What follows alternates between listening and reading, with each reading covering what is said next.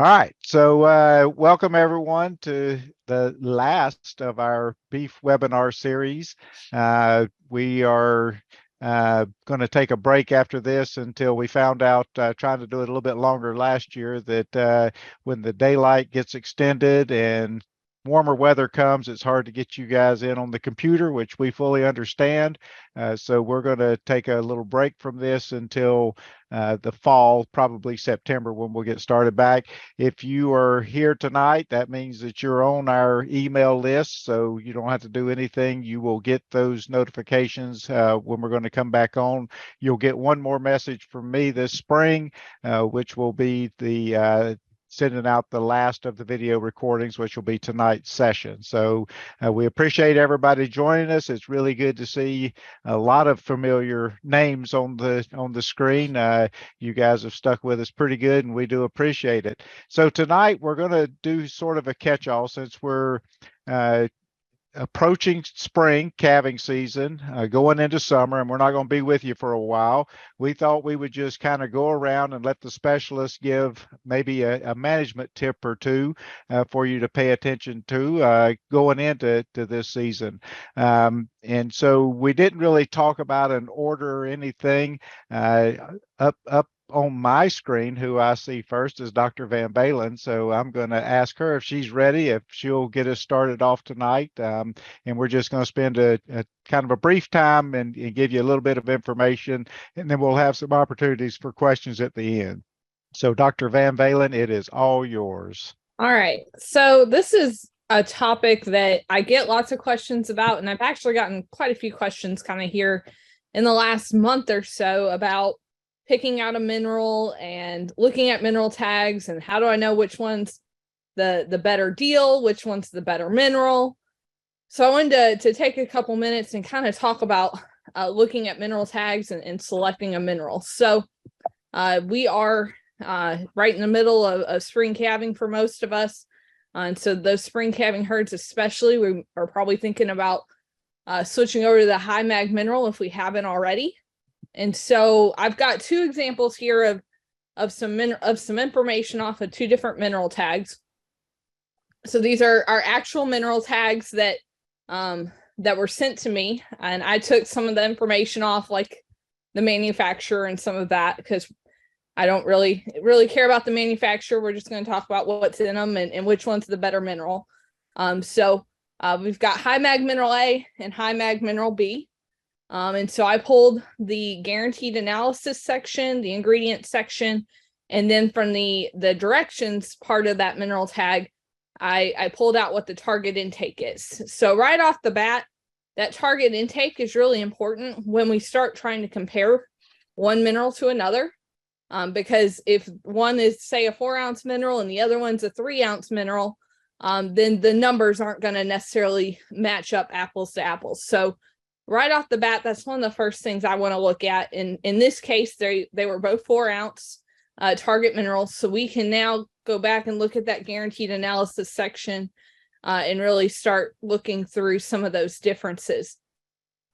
So if we just kind of go through here, we can look at calcium, phosphorus, work our way down. We see calcium's pretty close to the same. Those are basically about the same. Phosphorus is the same. Now, magnesium's kind of the first one where we have a real difference. And keep in mind, this is a high mag mineral. Both of these are, and one's got 10% magnesium, one's got 14.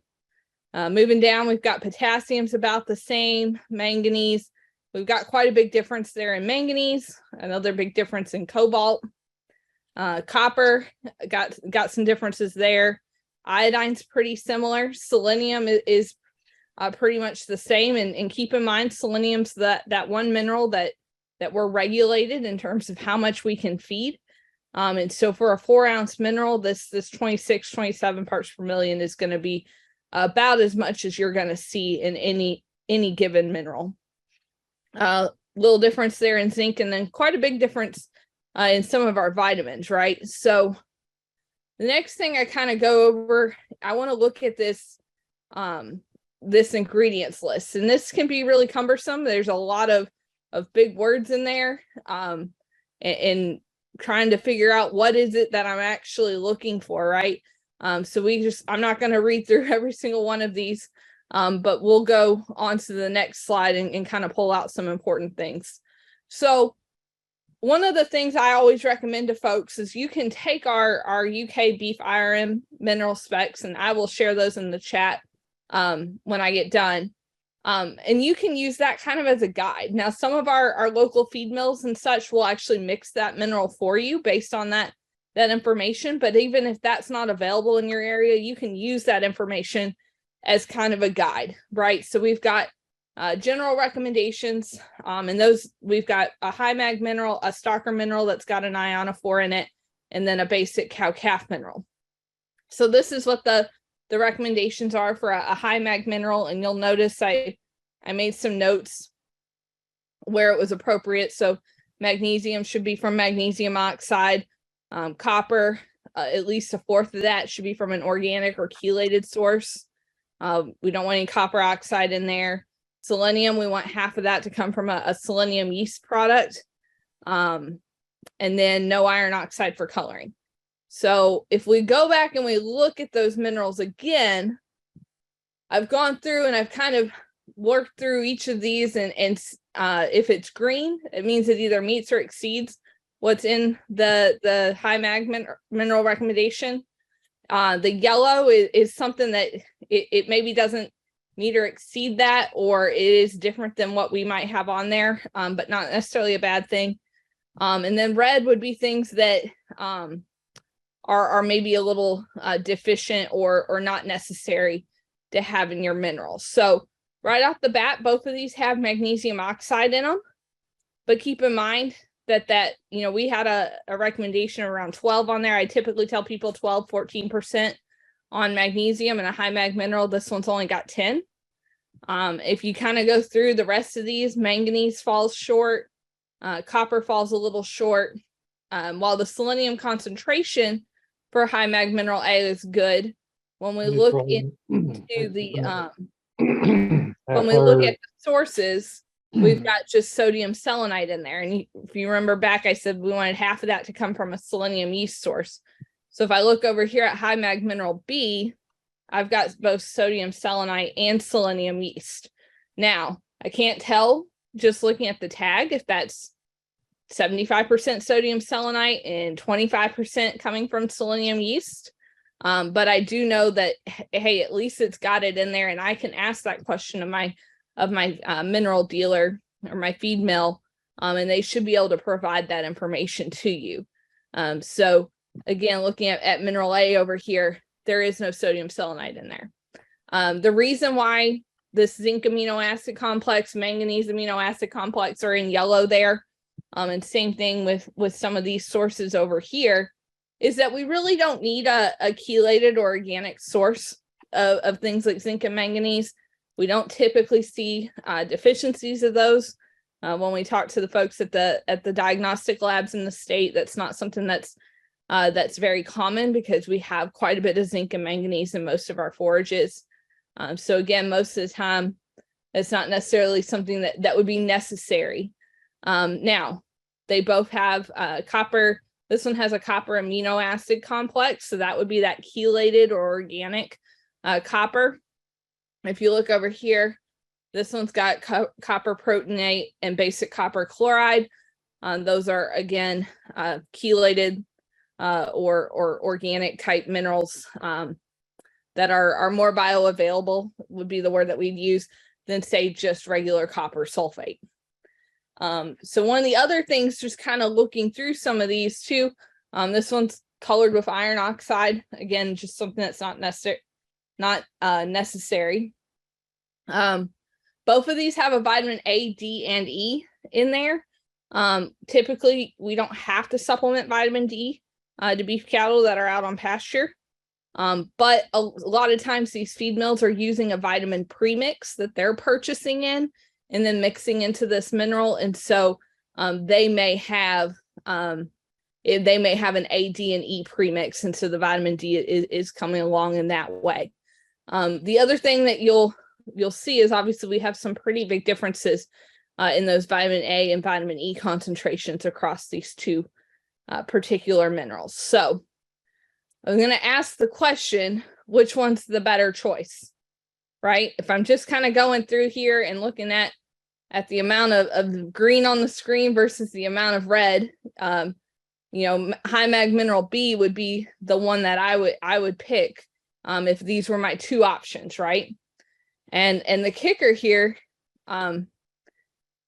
is not only which one is the better choice, but also which one's the better value. And I thought I had another animation that showed that, but it didn't show up. So which one's the better value? So I took the names off of these, but one of these is a name brand product, and one of these is a product that's formulated by a mill here in the state. And the one that's actually got that checks a few more boxes for us, high mag mineral B, is actually about $10 less a bag than high mag mineral A. So I say that to really drive home the point that more expensive is not always better. And it really can pay to take a look at some of these options and really look and see what they're supplying and what they're not. Just kind of a quick note on the vitamins, because there are really big differences, right? If I'm looking at 75,000 IUs per pound versus 250,000 IUs per pound for vitamin A, for example, that's a big difference, right? The vitamin A requirement for a 1,200 pound lactating cow, and keep in mind, we're looking at high mag mineral, so we're going to be feeding that presumably to a lactating cow. Her requirement's about 54,000 IUs per day. So when vitamin A has been really cheap in the past, a lot of manufacturers just put in 100% of that requirement. So if you look at this vitamin or mineral B here at 62,500, they're a little bit over that regular requirement. You look at the IRM high mag, we're under that requirement, but keep in mind, hay, depending on quality and forage species, can provide 50 to 100% of the vitamin A requirement to our cattle. Green leafy forages are an excellent source of things like vitamin A and vitamin E. And so for a long time, we've probably over supplemented vitamin A at times. And so again, I wouldn't want to get much lower than the IRM recommendation, but if it's not uncommon to see it go a little higher either. And so while that looks like a really big difference in the numbers, I wanted to kind of show you what that looked like related to their actual requirement. And it's a little bit closer than what we might think. So things I kind of mentioned, what other questions do I need to ask if I'm trying to compare between one mineral or another? Things that aren't necessarily going to be on that tag. What proportion of especially selenium and copper, but even some of the other minerals as well, if we're looking at feeding a chelated mineral or organic mineral, if it's got multiple sources of, say, zinc or manganese or any of those trace minerals in there, how much is coming, how much of that selenium or copper is coming from the chelated source. So that ingredients list is in order of inclusion of the actual products that are in there. So it's not necessarily going to tell me that 50% of the selenium is coming from selenium yeast and 50% is coming from sodium selenite. That's a question that we'll have to ask. Another thing to keep in mind, sometimes there's minerals that appear in the ingredients list, but they're not in the guaranteed analysis. We don't really have any way of knowing how much is actually in there.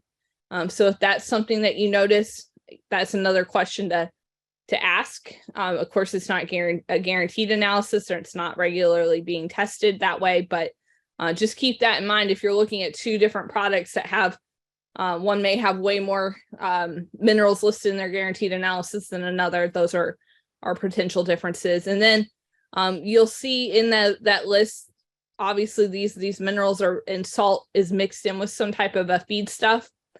So one of those minerals, mineral A, actually said processed grain byproducts. The other one was dried distillers grains. We don't necessarily know what that specific feed stuff is. And again, if we're trying to kind of really compare apples to apples, we might ask about that as well. But again, those are just some of the things that may not be listed on the tag that you may want to think about when you're trying to compare those two minerals. So the real takeaway point here is There's a lot of differences in the minerals that are out there. And just because one's a name brand or more expensive does not mean that it's necessarily the better product. So I encourage you to shop around and actually really look at that tag. And I will also drop a link to a pub in the chat that we have on reading mineral tags that covers a lot of the same information. So that's all I got. Stop sharing here. Thank you, Dr. VanValin. So if you would, in the interest of time, we're not going to stop and take time for questions for each, but if you have a question during anybody's presentation, if you would just type it in the chat and we'll get to those just as quick as we can, but I think that'll make us the most efficient. So just type away in the chat if you have a question for any of the speakers tonight. Next up, if you are ready, Dr. Henning, I'm going to turn it over to Dr. Jimmy Henning, one of our premier forage specialists. We appreciate you being with us tonight, Jimmy, and I will turn it over to you. Thank you. Well, good to be with you. And I've just got a few quick things to mention. Number one, I want to let you know that we've got 2 fencing schools coming up, April 11 in Allen County, April 13 in Madison, and our grazing school will be April 25th, 6th, and 7th down in Princeton. If you need to know more about those, you can go to our UK Forage page, and we will get there the same way I do, and that's Google UKY Forages, and the event's big blue box will be right there in the upper left. So that'll take you to any of our events. The thing that I wanted to mention, we're going back into winter, I guess is the way to think of it tonight, but we are looking, at heading into our spring seeding window. A lot of our fall seedings didn't make it, or we're wondering about how they're going to do, or we're planning on trying to, fix some torn up hay feeding areas. So there are a lot of establishment questions that we could talk about. But the one that I want to mention is if you are in need of emergency forage or some sort of a quick hay crop and you want to know what might you plant, we actually have been planting over the last several years in the spring, about now, various small grains, annual ryegrass, and things like that out at Spindletop to try to see what kind of yields we might get with a spring planting. I guess I'll give you the take-home answer first. The choice that will give you the most yield the fastest is oats, and planting those now will give you about 2 tons to 2.5 tons by the 1st of June. The next choice might be cereal rye, annual ryegrass, and things like that. We actually planted some spring oats, which of course would be something you'd plant up in the Dakotas or in certainly north of here. We're a winter oat kind of place. I mean, winter wheat, excuse me, spring wheat. But when you plant winter wheat in the spring, it doesn't vernalize. And so it doesn't make any, it just stays vegetative and doesn't yield very much. So the quick solution, if you need something quick, is going to be planting oats now. The other thing I would mention is that we are, we've answered a lot of questions about frost seeding of clover. Of course, frost seeding of clover assumes a normal winter, and we typically do that in late January, early February. We didn't have a normal winter so far, and so we would ordinarily think of doing that, broadcasting clover in that late January, early February period, so that you could get freezing and thawing to move that clover seed into the ground. There's nothing magical about frost, except that it is that physical force that we need to get the seed worked into the top of the ground. You can do that a lot of ways. You can walk it in with cattle. You can try to create some loose soil and broadcast and roll it, and people have had success in that way. But, we're kind of past that window where we can expect, although who knows with Kentucky weather, where we can expect a lot of freezing and thawing to work seed into the ground. And the last point I want to make is we are, again, we are in that seeding window, and so a lot of people are going to try to get cool season grass back into pastures and fields, and they may be looking at a no-till drill. And I just remind you that when if you're the first no-till customer for a rental drill, do your due diligence. Make sure that the seed tubes are clean, and seed is actually going to be coming out of all the tubes. Calibrate the drill. Read the manual, which is definitely one of those things we find hard to do. We're in a hurry, but doing it over is a lot less efficient than doing it right the first time. So, that's what I'd like to leave you with is we are in that spring planting window. It is a tough time for cool season grasses to get them started, but we can. It just, we need to worry about all the things you worry about with establishment when you do. Thank you, Dr. Henning. Actually, Dr. Lehmkuhler asked a question in the chat about a lot of this clover that's already started coming up that people may have done frost seeding with these cold days that we've got coming up here.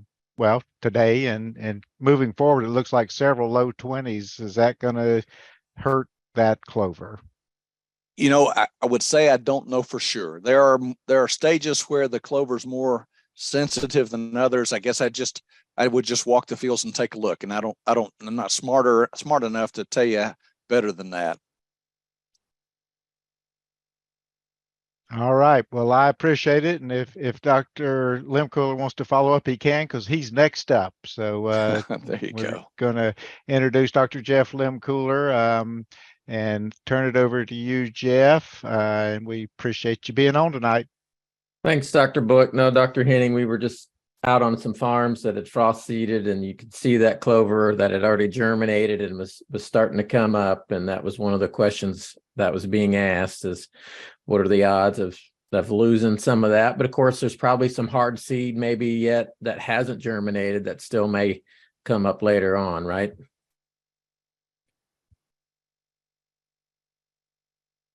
Exactly. Yeah. So anyways, I'll jump through a couple things. I don't have anything formal.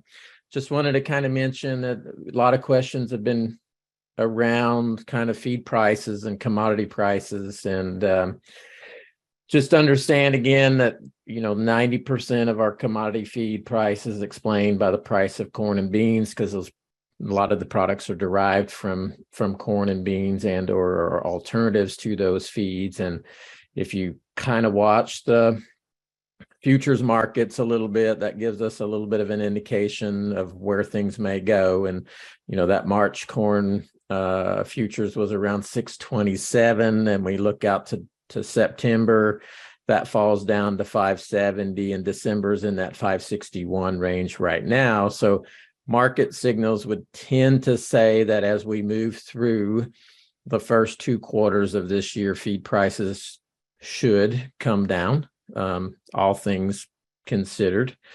But there's a lot of volatility in markets, and we don't know exactly how that'll shake out. But it looks like the market signals are telling us that we should see lower prices coming at least into that third quarter.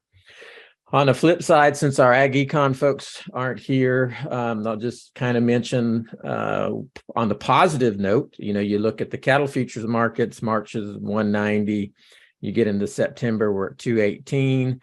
So the market signals are telling us that that's a favorable type of condition, and we're seeing good prices on feeder cattle right now. And the market signals would say that it's going to continue through this year. So with regards to that, Dr. Burdine has been on a lot of programs, and I've heard him speak a lot about the livestock risk protection program.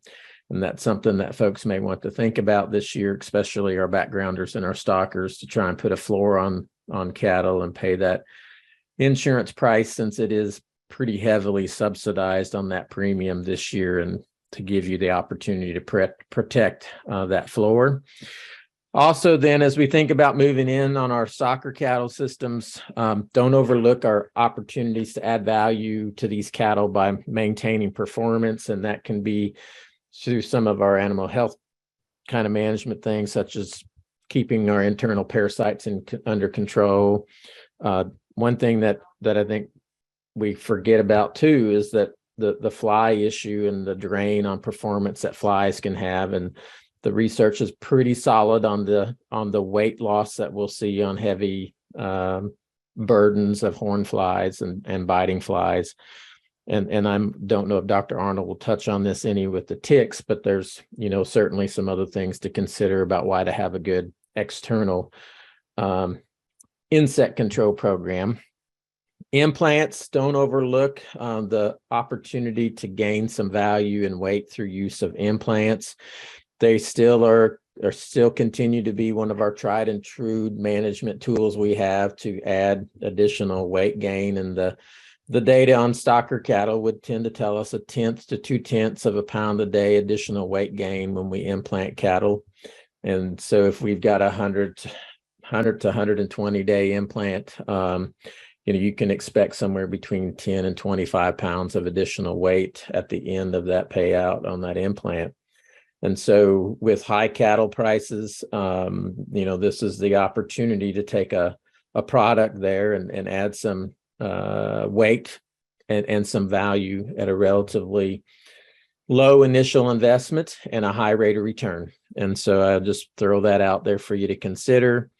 And then one of the things to keep in the back of our mind as we move into the spring, if we see, because of some of the drought conditions we had last year and maybe weakening of stands, and then if we get good precipitation, Dr. Henning, this could be another one of those clover years that might set up. So don't overlook the opportunities to get out there early and scout your fields, like Dr. Henning said, and get on top of bloat control early if we need to. The clovers are generally not an issue if we get on them and start doing some preventative management, like either using paloxylene blocks, continuing to feed a little bit of long stem dry hay. Don't turn them out there hungry. Everybody wants to try to get out there as quick as we can on grass, but try to keep some hay out there for them. And then using an ionophore like rumensin, particularly rumensin, has been shown to help reduce that formation of the foam in the rumen. And so there's another tool in the toolbox that we have to try and keep on top of that. But I also will say, don't be afraid of red clover and white clover in our stands. And there's been a lot of research, and I know some of you have had the opportunity to hear Dr. Brittany Harlow on our program about the positive impacts of red clover. So, in my mind, the risk is minimal and the reward is much greater to interseeding these clovers. And so management will help us, and a little bit of common sense goes a long way in managing our legumes. So the last thing I'll just mention is Dr. Arnold and I worked for a couple long years to work with the industry in getting a fecal egg count reduction study through Merck, and there will be some opportunities for producers to participate with their county agents in that field study. And Dr. Arnold, I think you've got an article coming out in Cow Country News on that here soon. So we're looking forward to that, to try to see what kind of prevalence of internal parasites we have and whether or not we're seeing any potential concerns with resistance to some of the products that we have on the market. But that will be something you can reach out to your county agent and learn more about. And with that, Darrh, that's really all I've got. All right. Appreciate it, Dr. Lehmkuhler. And you kind of gave us the perfect segue into Dr. Arnold. And she's next on my little panel here anyway. So Dr. Michelle Arnold, Extension Veterinarian, works out at the diagnostic lab. And so we appreciate you being on, Dr. Arnold. And would you let me anxious share to my hear what you have to screen? tell me. Yep. We have I'm disabled. Hang on just one second. All right. I think probably Katie beat me to it. So you should be good to go now. Right. Okay. 2 seconds. We should be ready to go. And slideshow. Can you see? I hope. Perfect. Yeah, good. Okay, so I want to talk just a little bit about listeriosis. I guess to start out with, I feel like I have to say this about make sure everyone is aware that antibiotics go on prescription status starting in June. All antibiotics, including LA300, penicillin, and all the forms, injectable, bolus, topical, intramammary, all of them go off the shelf in June. So, and the idea is to get a relationship with your vet now and figure out a way you can get those medications and have them on hand. Probably the best idea it is not the best idea to just buy up the supply of LA300 because eventually it will run out. So I've heard that one before. I'm just going to buy it all. It's, well, you only buy so much before you're going to run out of it. So yeah, find a vet, get that veterinary client-patient relationship started. So tonight I wanted to just talk a minute or two about listeriosis because year after year at the diagnostic lab, this is where we see it. Right now, it's usually as we're starting into spring, when producers are feeding baleage. And at this point in time, we're starting to have those warmer days, and there's some grass out there. So what happens, I'm pretty sure, is they're just putting out too much. They're putting out too much baleage at a time. It gets in, and they open it up, and because it's sitting there exposed to the air, you start to get some mold growth. And so the bacteria I'm talking about here is Listeria monocytogenes. It loves to live in the soil, feces, rotting vegetation. It's hardy. It's a really hardy bacteria. It can live in the soil for over a year. It really likes cool temperatures, so like refrigerator temperatures, and pH greater than 5.4. So if you have poorly fermented baleage, or like I said, you've got some mold growth in it, that's where Listeria is going to be the happiest. So if they consume Listeria, okay, here's a couple of places for it: spoiled silage and trench silos, the decaying forage at the bottom of feed bunks, of course, rotting hay or baleage. So with consumption, you can get what they call meningoencephalitis, which is basically just infection of the brain.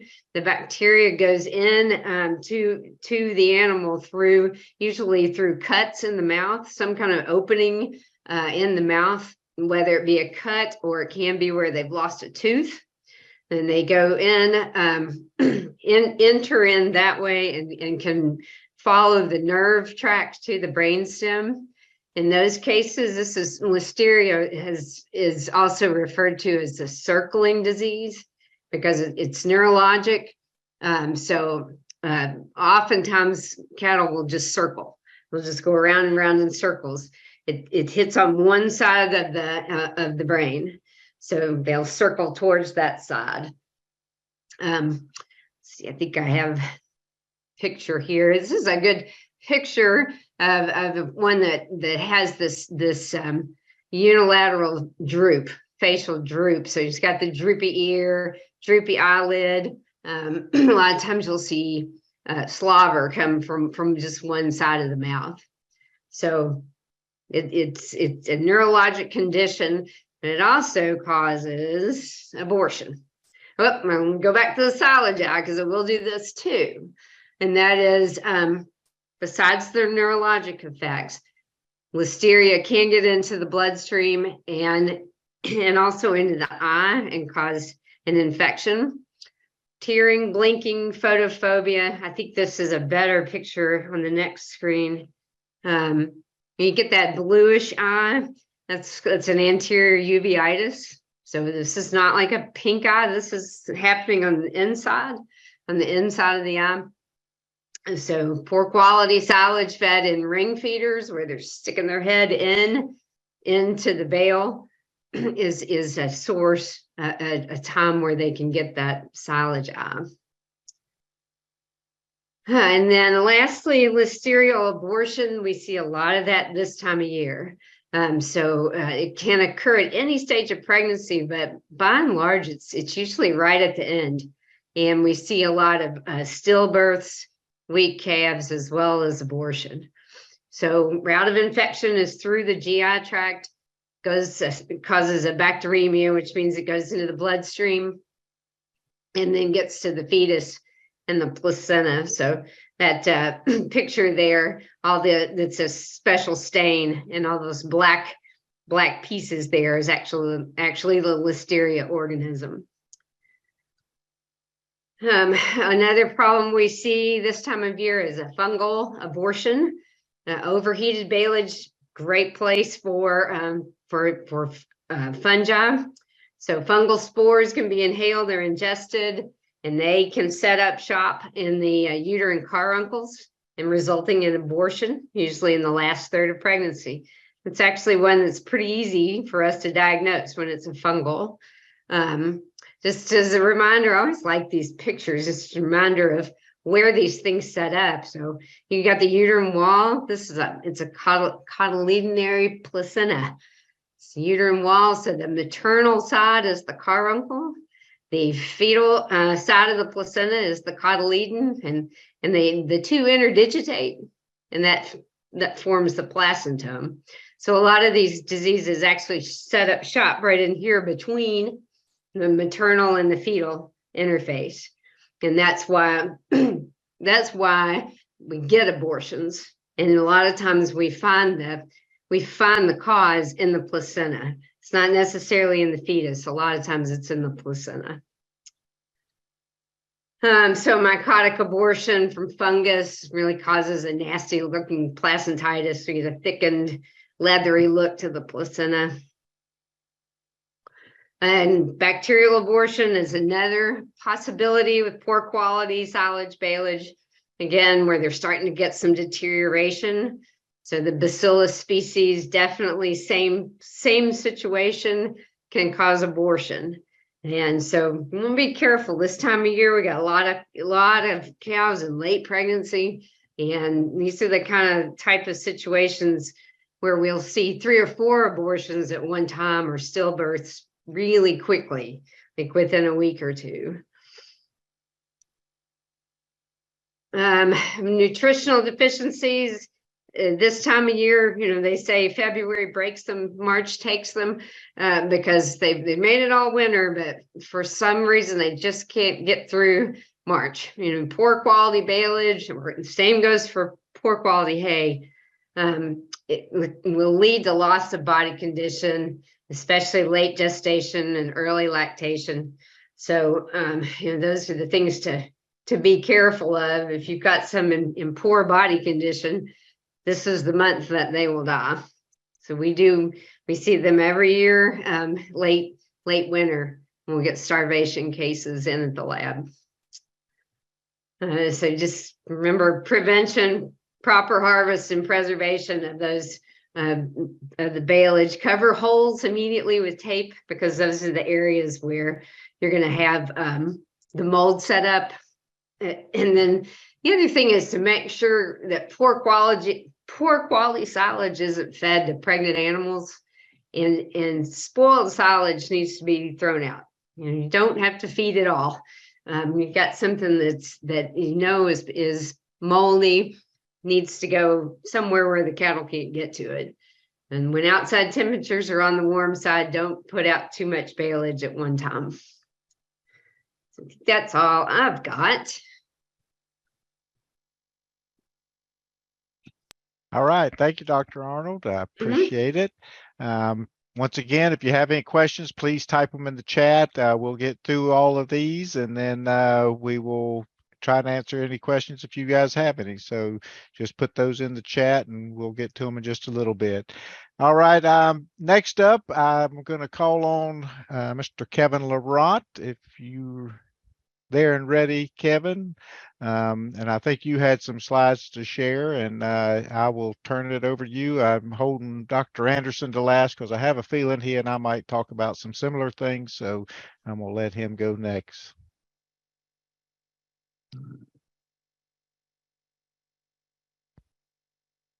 Can you see my screen okay? You got it.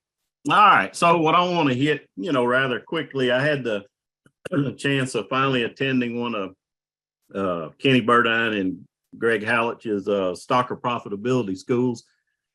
And coming out of that, got to thinking about what should people do with these fall born calves. And so using a lot of the numbers they had in some of their scenarios and some of the tools that Kenny has shared with me over the years, I went ahead and plugged some numbers in. And I thought we'd just run some scenarios along with maybe applying a little different management technique than what we normally do with our weaning of our fall calves. So what I'm going to show you is 3 different scenarios.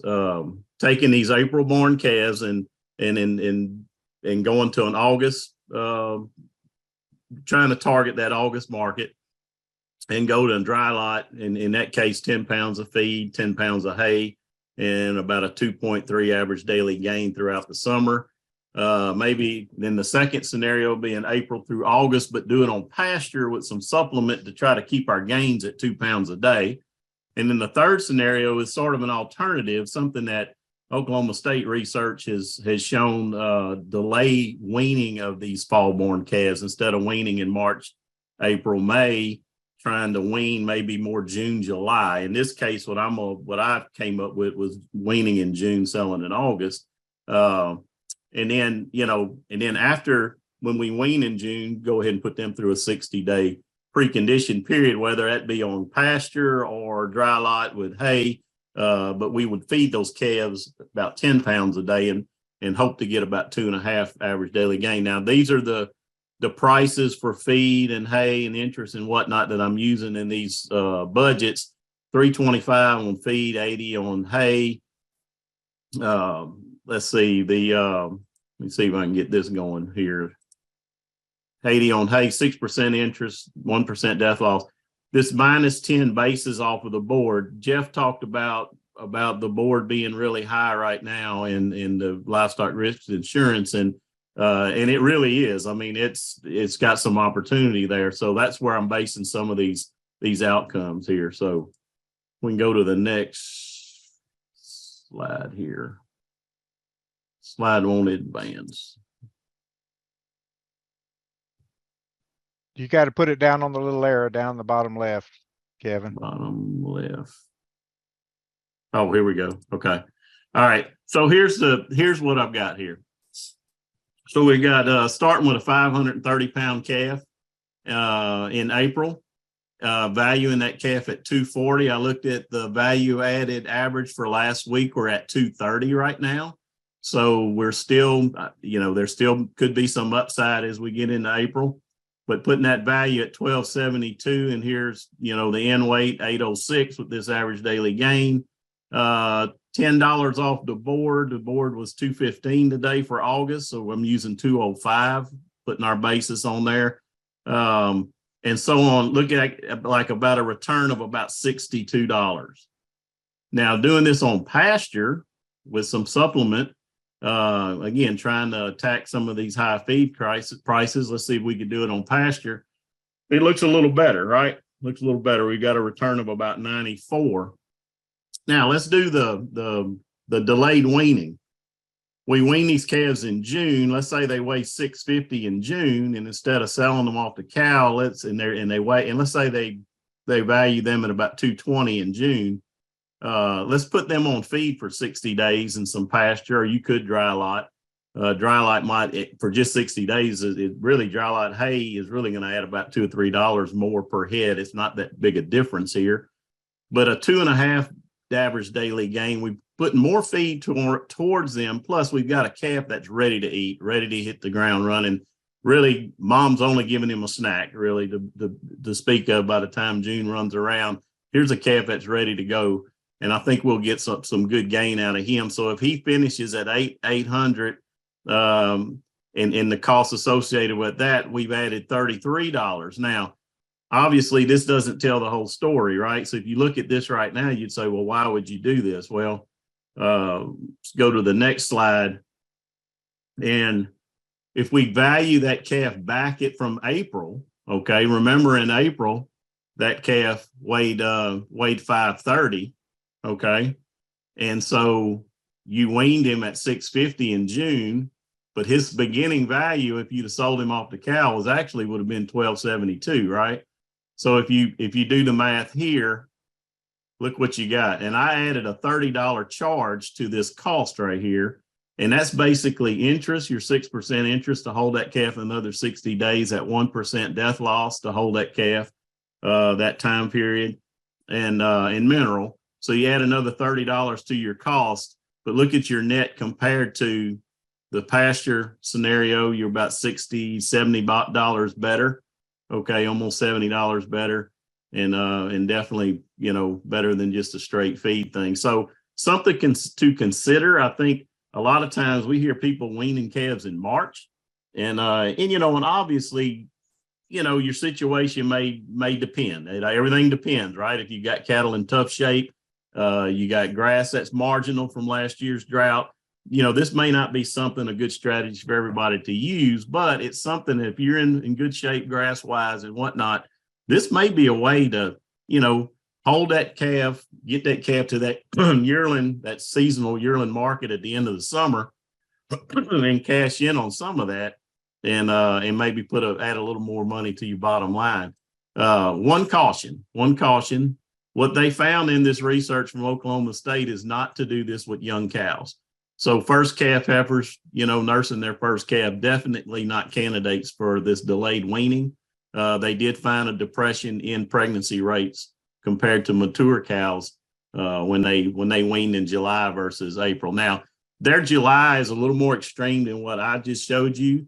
So we're not maybe pushing those cows quite as hard as what their study showed, but I would still caution you to be careful. Read the condition on your cattle. Obviously, you need to read the shape and the condition of your pastures too. You know, as you go forward, like that. The one thing I want to leave everybody with, we stop the share there, is I want to reinforce what Jeff said about that LRP insurance. There's a lot of upside carry in this market right now as we go into the fall. And gosh, September, October, November, and even January feeder calf board is higher than August, and that's unreal. I mean, that's something that we don't ever hardly see, and so, you know, that's something that I think even for our spring calving, you know, what I presented tonight is more for our fall calvers, but even our spring calving folks, you know, maybe lock in some of this LRP, and you could do it with half of your calf crop maybe, and just put something in there, calves that you're going to sell maybe next November, December, January, depending on how you sell your spring born calves. That insurance is available for cattle. You don't have to have the 8-weight. You know, there's a category for 6 weights on down. That may be a good option to look at, you know, locking in some of this. I mean, not to be negative, but, you know, we live in a crazy world right now. And even though our market dynamics show that we should have, you know, good cattle prices, who knows what outside, you know, world events could shake things up, especially on the short term, right when we're ready to sell cattle. So maybe something to look at if you've never done LRP, to please look at it. Get a hold of your county agent. Let your county agent. I'm sure there's some videos floating around of Kenny's presentation. Jeff, I think from Mid-South Stocker, was a great presentation to get well versed on this LRP subject. So that's it there. I appreciate it, Kevin. What seed was LSU? Oh, I'm sorry. Oh my gosh. Sorry, couldn't help it. All right. Next up is Dr. Les Anderson. Remember, if you have any questions, just plug them in the chat. And we have Dr. Les Anderson, our repro guy. So got a few things about repro to talk about, Dr. Anderson? Just a few, and nothing surprising. For you spring calvers, keep checking, be diligent. Okay. You spend a lot of time, probably a lot of money to get your cows pregnant, get them pregnant early. Don't lose them now. I know we've had a little bit of a cold snap, but be diligent in watching your cows. Don't hesitate to call your veterinarian as quickly as you think necessary to get them out there to help get that calf delivered. Remember, for every hour a cow is in stage 2 labor, it takes her 4 days longer to rebreed. Okay, so get them out. Don't fool around. It's less stress on you, less stress on the cow. Just get the doggone things out if you need to. Okay. Also, and I know Dr. Lehmkuhler and Dr. VanValin and Kevin will back me up on this, but stay diligent with your nutrient supply. As your cows are calving, their nutrient needs are increasing by 25 to 30%. Make sure you got your rations balanced. Make sure you got your forage analyzed, Jimmy. Make sure that you're supplying adequate protein and energy to these cows so that, for me and for you, those cows will recycle with a high conception rate so you can get them bred early this spring. Don't forget to schedule your BSE. Just got into a situation the other day where a guy didn't get a BSE done and the bull ended up shooting blanks, and the guy ended up with 0 pregnant cows. And he was confident that bull was fertile, and confident and competent ended up not being highly correlated there. And so make sure you get your BSE done in your bulls. Get a hold of your vet right now.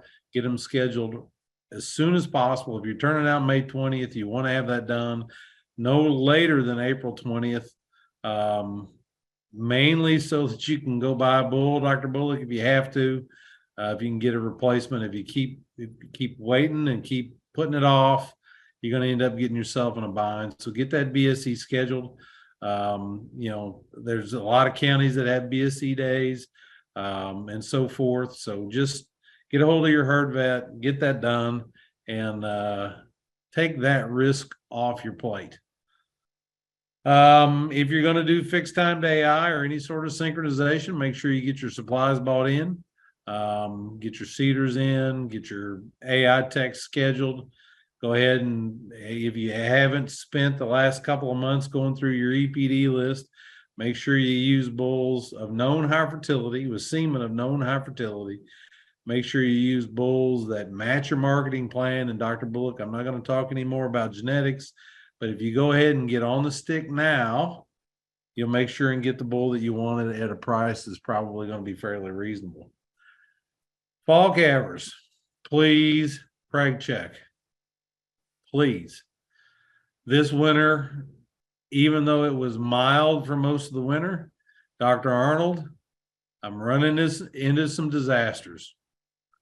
Okay, I think that extreme cold snap right in the middle of our breeding season, if you guys remember, December 23rd, it rolled in with an absolute, it was just horrible for 4, 5, 6 days. Preg rates are not looking super right now, and I absolutely positively encourage everybody to schedule a preg check with your herd veterinarian. Dr. Arnold, I saw you unmuted. Nope, I was just going to say anything that if you asked me a question, I was going to be ready, but I 100% agree. You've sent several to me who have called and in somewhat of a panic. Yeah, probably nothing infectious. It didn't really sound like anything preventable. It it will return quite a bit of money to you normally, but make sure you get that preg check done. Think about the markets as you begin to plan for your culling of your open young cows, because Kevin, we might be headed into a market where we might not necessarily want to just chuck tons of open cows. But anyhow, get those rascals preg checked, and if you've got a split fall and spring herd, you can roll them right over to your spring herd. And Darrh, that's all I got. Quick and easy. Up to you. Grand. Thank you, Dr. Anderson. I will follow up on that just a little bit. I guess the first thing I kind of want to caution everybody about, I absolutely agree with Dr. Anderson about getting out there and pulling the calves immediately as opposed to waiting. But I get a lot of questions about calving ease EPDs. It's bull buying time. Some of you have probably already got your bulls in, but some of you may not have. And I just want to say we need to look at calving ease. It's one of those traits that we have folks that do a little bit too much of seeing if they can max that out and absolutely try and buy the bull with the absolute highest calving ease direct EPD that they can. And if you want to be super cautious, that's what you need to do, but you need to be careful because usually when you get those extremely high calving ease bulls, it comes with less growth. And so you might be cutting down on that product that you're able to sell at the end. So try and find kind of that sweet spot. You don't want to pull any calves, but once you've kind of found the level of EPD for whatever breed you're dealing with, once you've kind of found that level that you're not pulling calves, then that's where you need to kind of target for. Okay, so let's say for an Angus bull, that's a 6 that you've been buying calving ease direct EPDs of 6 and you haven't been pulling any calves. Well, if you go to a sale and there's a calving ease 15, he's going to probably bring pretty big money because of those people that are trying to get the extreme on calving ease. He wouldn't add any additional value to you in regard to the calving ease because if you're already not pulling any calves, a 15 is not going to make you pull any fewer calves. And so let's just keep it within moderation. We don't have to always shoot for extremes. And that goes pretty much for any EPD that we talk about. But since we were talking about calving ease and coming into calving season, it's a good time to remind you of that. Another thing that I want to try and emphasize and what we need to get folks doing more of is looking and trying to get genomic testing of these bulls. The EPDs that are done that are genomically enhanced give us a lot more accuracy.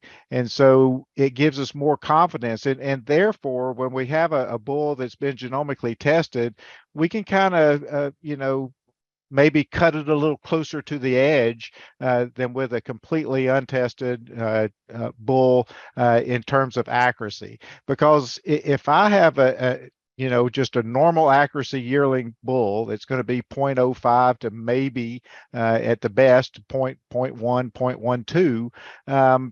I'm going to probably add another pound or two of calving ease onto that bull, what I need, just because of the fear of if he doesn't hit that target that I might be having to pull some calves.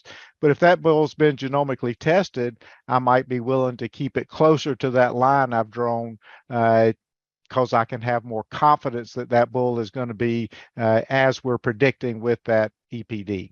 So try and as you seed stock guys, we need you to be genomically testing. And for you commercial guys, you need to start demanding that of your seed stock producers to get them on board and get those genomically enhanced EPDs. And so for the most part, that's kind of my EPD spiel. The other thing that I want to point out from a genetic standpoint, because I always get this question, since it's bull buying season, I have producers say, well, I've had a bull now for 4 or 5 years. Do I have to get rid of him? And the answer to that question is of course, as with most things, it depends. But here's kind of my philosophy on that. If that bull has done a good job for you, he's got good solid EPDs, he's the right kind of bull for you, you've had your breeding soundness exam done, and he's still good and reproductively sound, then I think it still is okay to breed him, even if you have some of his daughters in the herd. Okay. And is that inbreeding? Absolutely. It's extreme inbreeding. So we would never want to keep a replacement daughter from that mating. So if you ever keep that bull long enough to breed his daughters, It increases your chances of maybe having some genetic defects. I'm not going to say that it won't. It does increase the chance of that. It is going to lower performance some on those calves. But the cost of replacing a bull, I understand, particularly if you have an extremely small herd, it is pretty significant as well. But as I said, if you ever do that, if you ever breed a bull back to his daughter, do not keep a heifer calf produced by that mating, because the fertility is the thing that gets hit the most when you have extreme inbreeding like that. So just a word of caution if you choose to keep that bull around for another year in that situation. So for the most part, that's it. I'm going to share my screen. We've been working on a new computer software program, and I'm going to kind of roll it out tonight for you guys. If anybody is interested, we're in the beta testing process of this currently, and so don't expect everything to necessarily work correctly at this point. But we do need some producers to start going through and taking some of these what we call analyzers to start giving us some feedback on some things that some improvements we can make, or any bugs that it currently has. So the top email address that you see, or top website that you see up there, is the one that's the official one, the www.beefsystemspluralanalyzer.com. And I put the second one down because we're in transition right now. So the initial email that we were using was this one where we didn't have the S. It was we didn't pluralize the system, and so that's the one that. And so tonight, this one is supposed to be live now. That is the plural, but I couldn't get it to come up tonight. So I just want to tell you, if you have any trouble with that, this one should be working fine. But if you would go in and try, I will pull up just 1 second. So this is, once you get into it, this is basically Hey, what Darrh, you're I going to don't see. think you're sharing your screen because we can't see. Oh, there How you go. about now? Yeah. Now we can see. Thank you. It's Uh-huh. that stupid thing. All right, Kevin, you can make fun of me now. All right. So here's the one that I know works, is this bottom one that doesn't have the plural systems. The top one is the one that is supposed to be live and active now that I couldn't get to work tonight. But if you would try either or both of them, and give us some feedback if you would, and just shoot me an email, dbullock@uky.edu. Most of you have seen that. I'm the one that sends all your invitations to you, so you should be able to find my email pretty handily. And so then this is once you're in the system. So the one that we encourage you to do first is this number one, the best management practices. Go through and take a look, and what it'll do is you go through and take that, and then at the end, you're going to get some recommendations of some practices that we think you should probably implement. Now, if you go through that one and you get no recommendations, then by golly, you're doing an excellent job. You might can do better, and that's where, because this is all the very basic stuff. And so if you get through that one safe and you want to challenge yourself a little more, and you're in the cow-calf side of thing, you can go through and take the only other one that is currently active is the genetic management for the commercial cow-calf producer. And you can go through that one. It's a little more, gets a little more complex in terms of the questioning and all. And so I bet you at some point in time, you'll get a recommendation or two if you get through this one. And so if you would go through, take a look at it, shoot me an email, let me know what you like or don't like. Don't pay attention to that. We haven't fixed all this over here. So this one is not necessarily just a 1-star. It really, our rating system hasn't been perfected yet. So we're still working on that part of it. So like I say, give me some feedback if you have it. And we would love to hear from you. And that is pretty much what I have for tonight. Let me check and see if we have. So Dr. VanValin put up the link to Dr. Burdine's presentation on the LRP. And so not seeing any other questions at this time. If you have something, it's a little after 9 o'clock. I'm not going to keep you guys around forever. If you have something, get it in real quick. I did want to have something I wanted to ask Dr. Henning if he doesn't mind. So Jimmy, with we live with a lot of tradition in Kentucky, and that might surprise some people, but that tends to be the case. And one of those things is kind of, I think, hay cutting, kind of when that first cutting comes and things like that. And it's never been a good idea, but it seems to me with the weather patterns we seem to get into these days, this extreme warmth that we had early on, now it's gotten a little cold, but cutting it on that first cutting when Granddaddy used to cut it might not be such a great idea. Any comments about that? Well, it depends on who your granddaddy was, I think. But the cutting or making recommendations about when to cut hay will make you humble. That's what I got to say. You ask a bunch of farmers and when you cut hay, and you cut hay when it's not raining. The best I can do in terms of doing a better job cutting early is the first thing you can do is be ready to cut.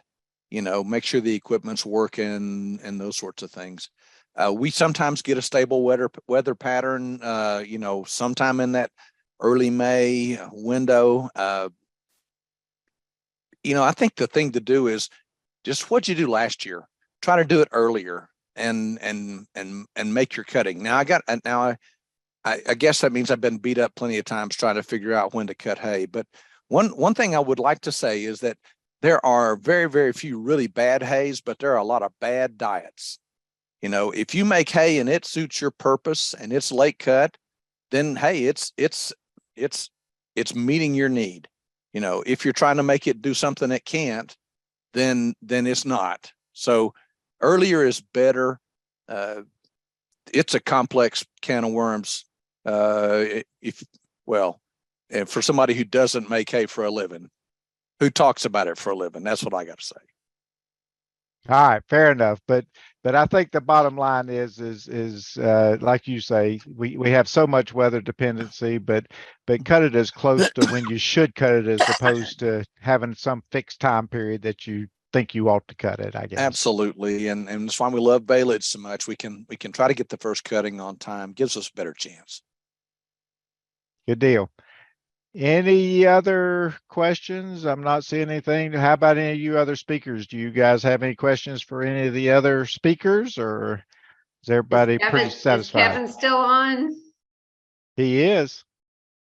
Kevin, have they stopped selling cows yet? I mean, are they still bringing adult cows into slaughter and in for sale? At the rate they have been? I know that it's hard to find any stock cows. Talking to Mark Barnett at Guthrie the other day, he was saying he's getting phone calls, people wanting cows, and he has nowhere to go with, no place to. I have seen some of the central Kentucky markets advertising some stock cow type sales and maybe some dispersals, but productive cows. So, but as far as numbers of slaughter cows, Michelle, I'm not sure where we're at. John Chisholm, he's always my source of that. He finger on the pulse of that deal, and I haven't talked to John about that lately. Are they saving heifers yet?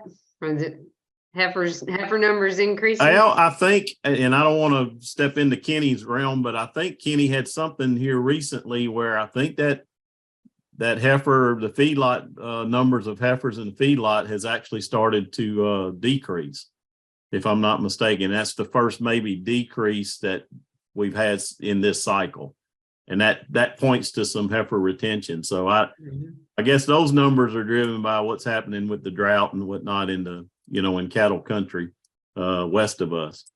But I think the feedlots are showing signs of less heifers being placed. I'm 99% sure that's what I read from Kenny here recently. Okay. So sounds good. Thanks. Yep. All right. Anybody else have anything else for the good of the cause? I do want to thank all my speakers and remind everybody you got the CAPE code up if you're needing this for your CAPE program. Get a hold of your county agent. They're the one that handles that paperwork and all. I don't do any of that, so please don't send it to me. So get a hold of your county agent and they can help you out with that. But that's the code that goes in the signature spot for the speakers on that educational portion. So with that, I thank all the speakers for coming on tonight, and we will see you guys. You'll get more information here in the next week or two, and then you won't hear from us for a while, at least in regard to this webinar series, until next fall.